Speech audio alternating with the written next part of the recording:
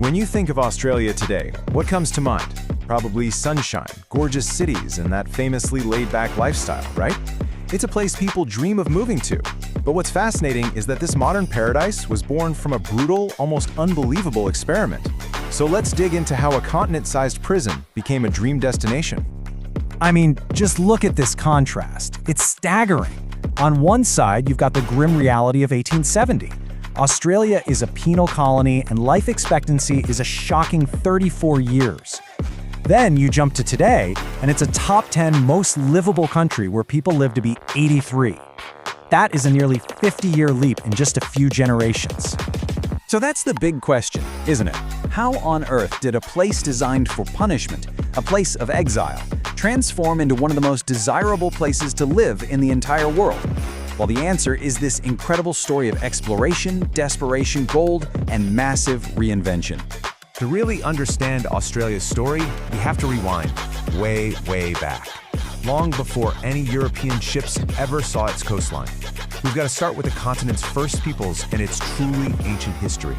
And when I say ancient, I mean it. To really get your head around this, you have to think in deep time. The ancestors of modern Aboriginal peoples settled the continent an unbelievable 65,000 years ago. Think about that. That's more than 25 times longer than the period since the pyramids were built. Over thousands of years, they created one of the oldest living cultures on Earth, spreading across the land to form hundreds of distinct nations, each with its own language, laws, and this profound spiritual connection to the land. For millennia, this was a world entirely unto itself. Then, ships started to appear on the horizon. Dutch explorers were actually the first to make contact and map the coastline, giving it the name New Holland. But the real game changer came in 1770. Captain James Cook sailed up the entire eastern coast, claimed the whole thing for Britain, and his glowing reports of this New South Wales would kick off a chain of events that would change the continent forever. Now, Cook's favorable reports would have huge consequences, but not right away. The real trigger for colonization happened half a world away. And honestly, it came from a place of sheer desperation for the British Empire. So, what was this desperation? Well, first, Britain loses the American Revolutionary War, and with it, they lose their primary dumping ground for convicts.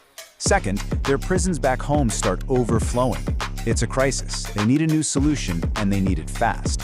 So they dust off Cook's reports on this huge, remote land, and a plan is hatched. In 1787, what becomes known as the First Fleet set sail for the other side of the planet. After a grueling 8-month voyage, those 11 ships finally arrived,